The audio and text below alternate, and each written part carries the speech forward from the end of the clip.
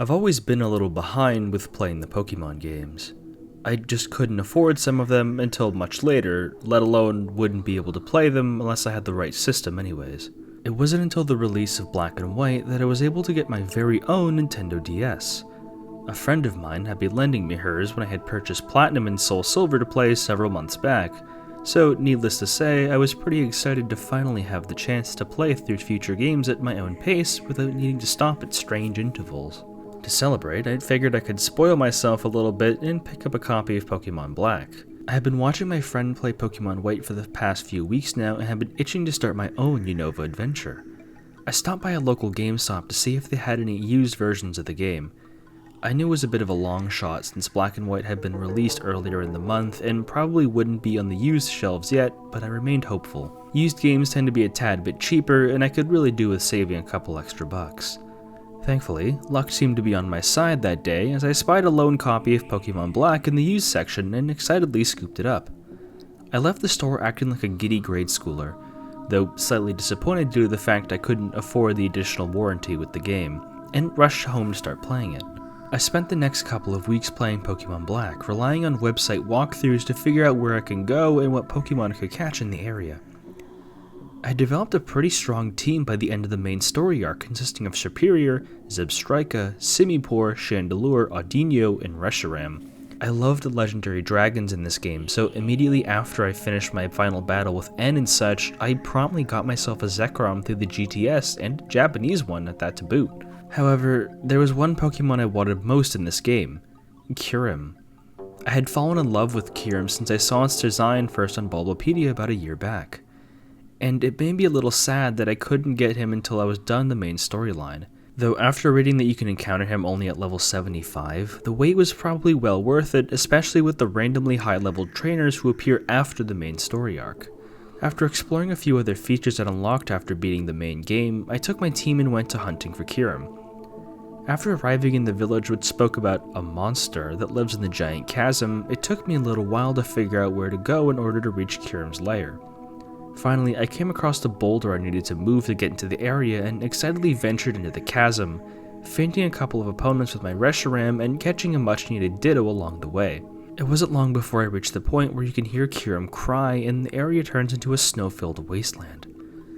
I got a little lost while trying to find the cave that would lead me to the Pokemon, but I eventually found it and hurried my way inside. This is when things started to get a little weird.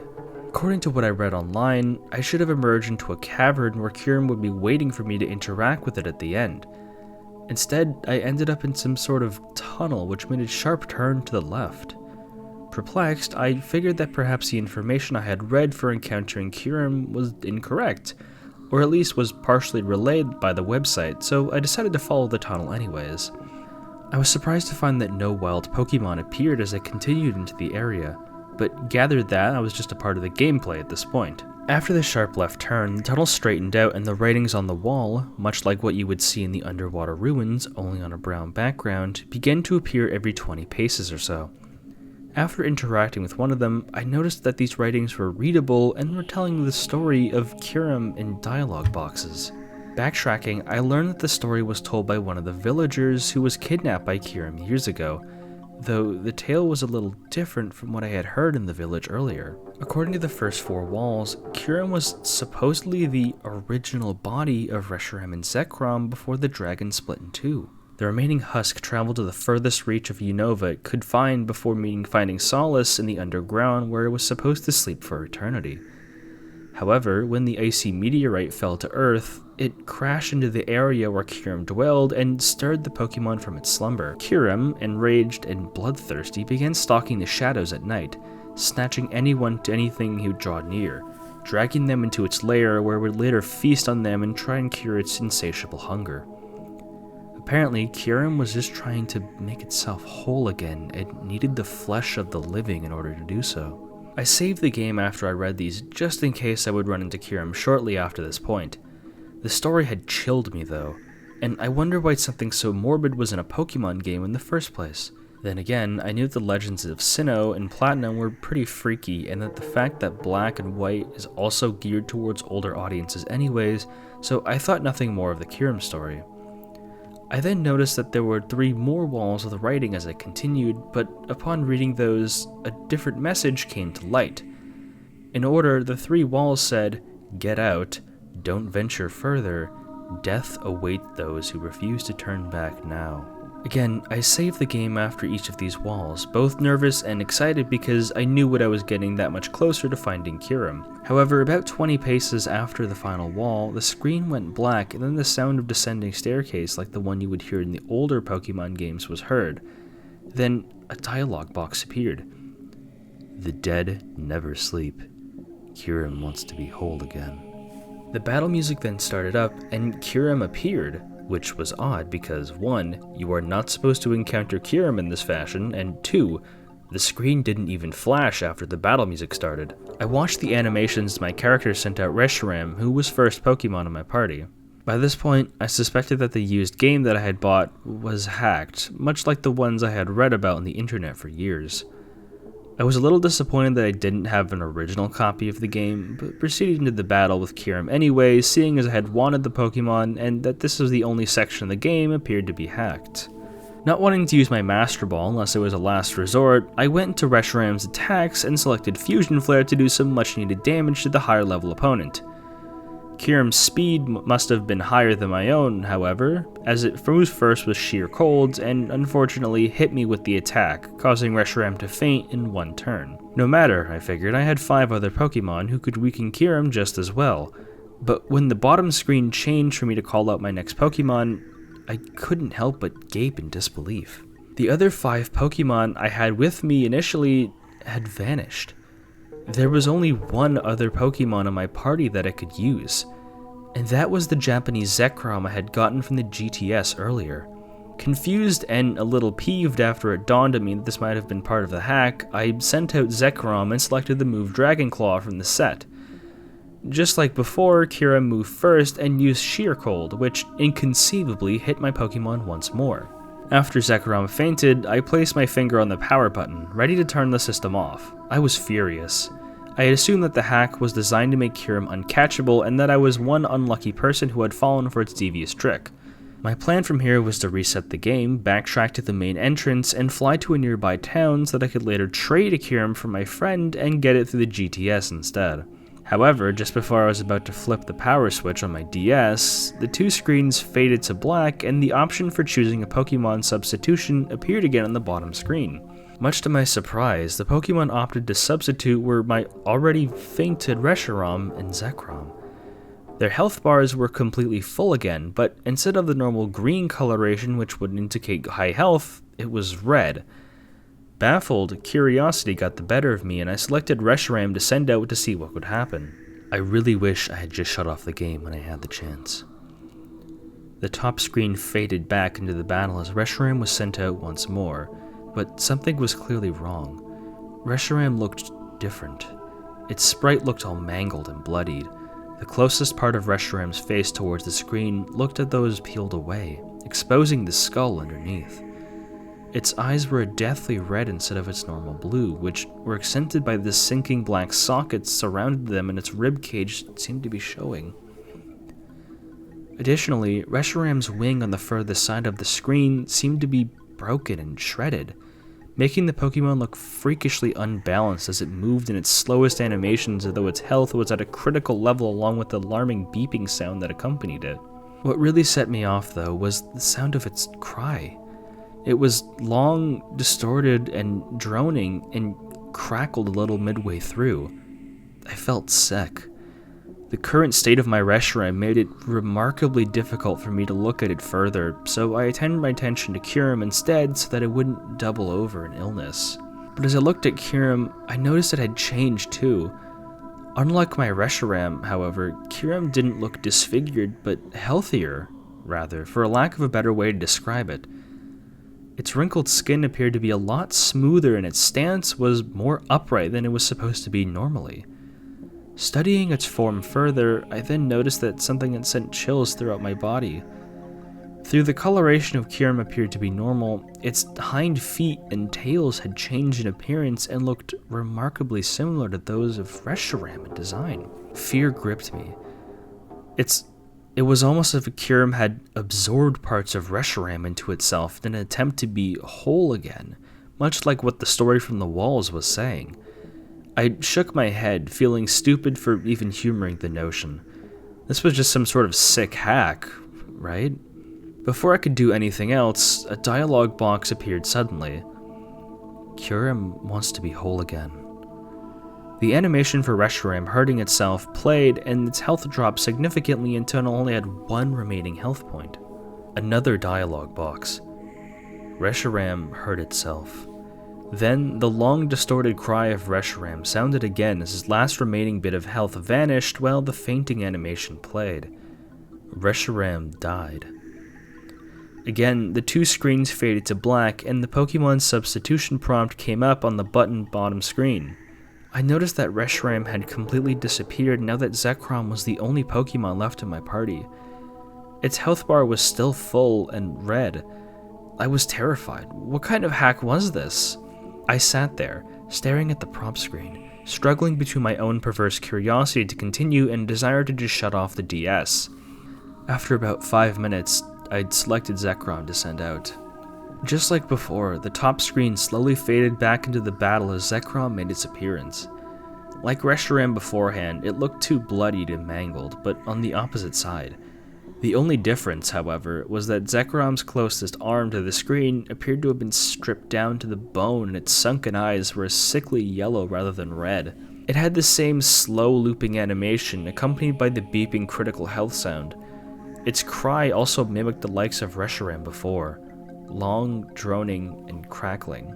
I looked at Kyurem again, though now it looked almost nothing like the Pokemon I had come to adore. Apart from its identifying colors, Kyurem now looked completely smooth and stood upright. Its forelimbs and wings looked like Zekrom's, and its back feet and tail still mirrored Reshiram. Its face looked like a strange combination of both Pokemon, though it still had Kyurem's characteristic crown. I braced myself for whatever was going to happen next. Sure enough, the same dialogue box appeared as it did before. Kyurem wants to be whole again. Like Reshiram before it, Zekrom damaged itself the last remaining bit of health, releasing its distorted cry and fainted. Zekrom hurt itself. Zekrom died. Tears were streaming down my face at this point out of sheer terror. As much as I wanted to, I couldn't pull my eyes away from the screen. I couldn't believe what I was seeing. It just didn't seem real.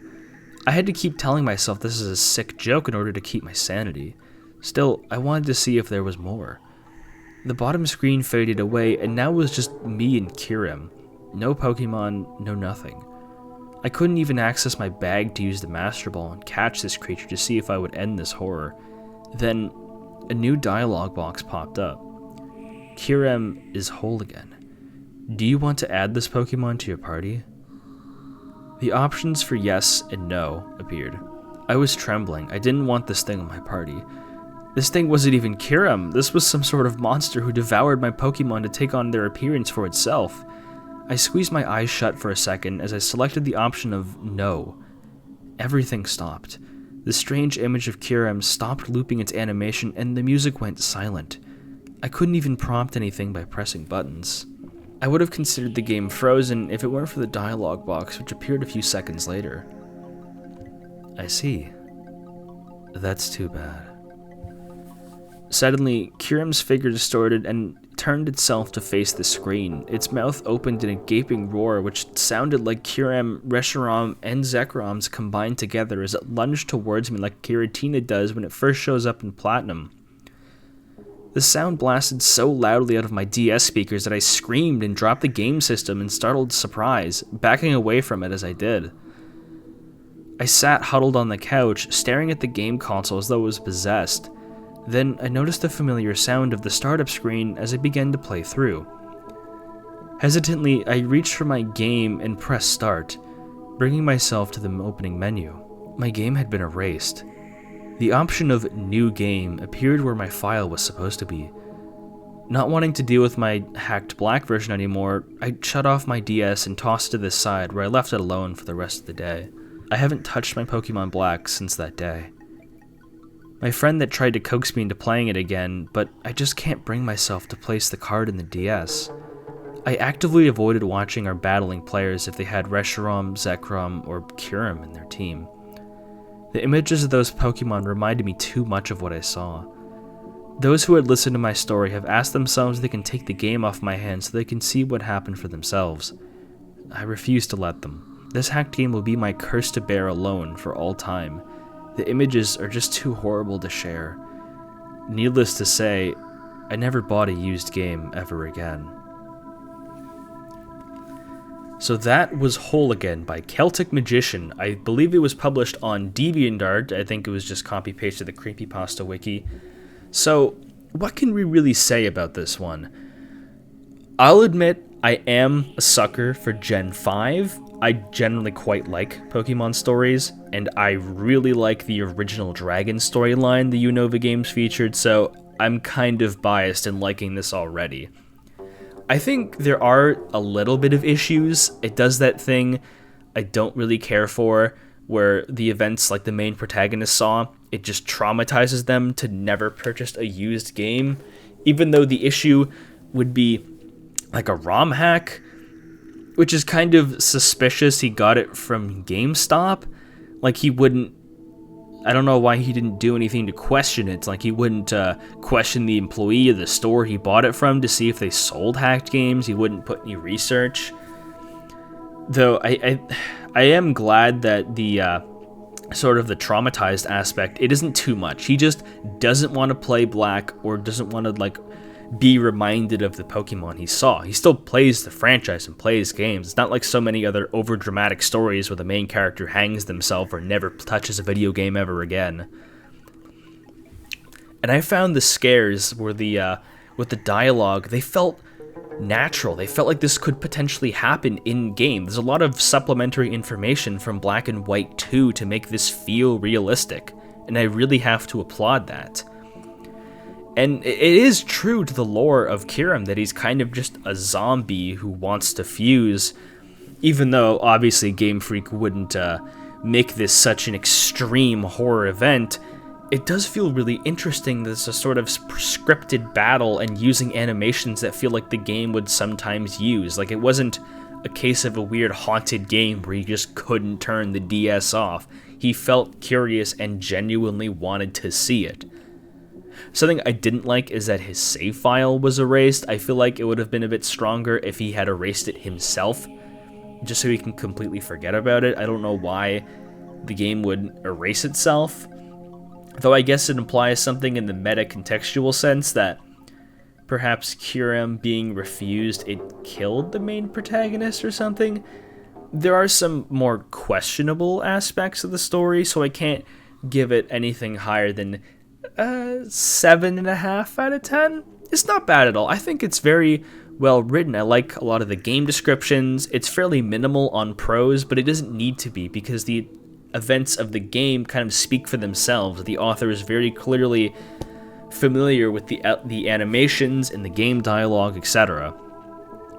And I'm so sorry for the lack of uploads. I've been putting my head quite deeply into weird Pokemon lore, and there will be a video out this month, soon, I promise. This is just something to fill the space so YouTube doesn't stop recommending the channel. But what do you think about Whole Again? I would love to hear what you think about it in the comment section below. And until then, have a lovely rest of your day.